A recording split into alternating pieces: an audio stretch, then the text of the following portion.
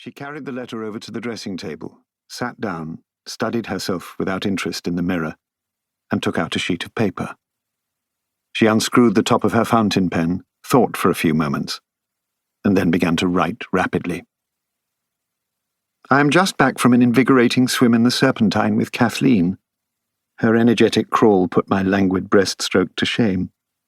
Remarkably, we managed to pass an entire hour without any mention of her late husband or even the South Pole, surely a record.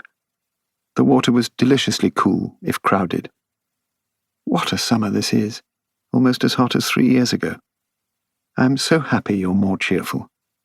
You will find a way through this Irish tangle, you always do. Dearest, I can't come to Otterleen's tonight, as I've promised Edward and the Cossack I'll join their midnight river trip from Westminster to Kew. You know I'd much rather be with you. But I'll see you tomorrow. All my love. Despite the speed of composition, her distinctive stylish calligraphy was clear as print.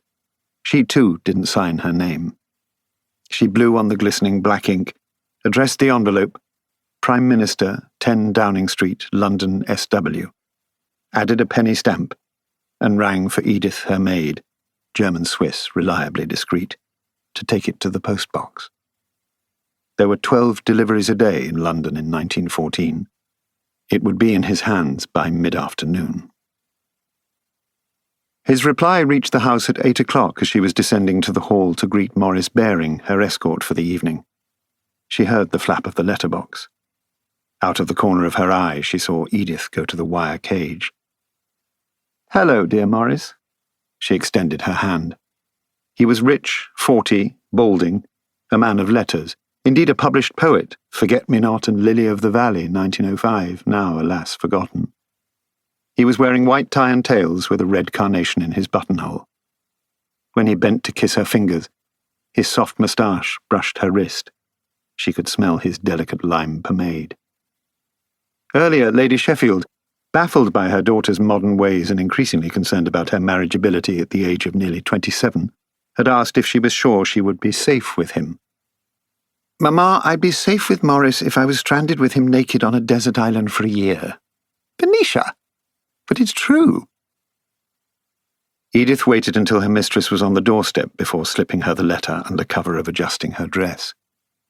She opened it, sitting next to Maurice in the back of his car. A short note.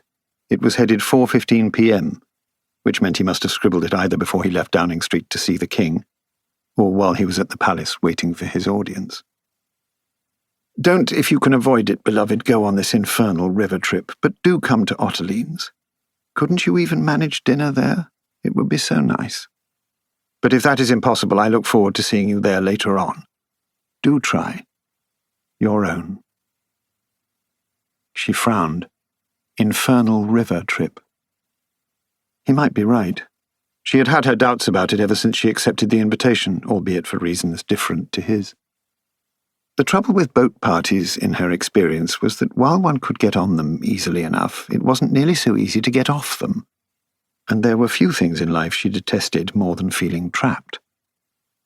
Maurice must have registered the change in her expression. "Trouble with an admirer?" "I don't have admirers, Maurice, as you well know." "Oh, I wouldn't be so sure about that." She didn't much care for the tone of the remark, nor for the somewhat toothy leer which accompanied it. Dear God, had she been on the shelf so long even Maurice might be contemplating a pass. She said, "I suppose it's too late to chuck this whole boat trip business and go to Otterleen's instead." "What a peculiar thing to say. We haven't been invited to Otterleen's. And besides, the river will be fun. Everyone will be there." By everyone, he meant the coterie, as they called themselves, or the corrupt coterie, as the press preferred it. 24 or so friends, the number fluctuated according to some mysterious collective judgment as to who was amusing and who a bore, who went around together, sometimes to the Café Royal, occasionally to the music hall or a boxing match in the East End, most often to the Cave of the Golden Calf, a basement nightclub near Regent Street. "Yes," she said dubiously. "I suppose everyone will be." She stuffed the letter into her purse and snapped the clasp. She was not one of the coterie's leading spirits. She did not drink like Sir Denis.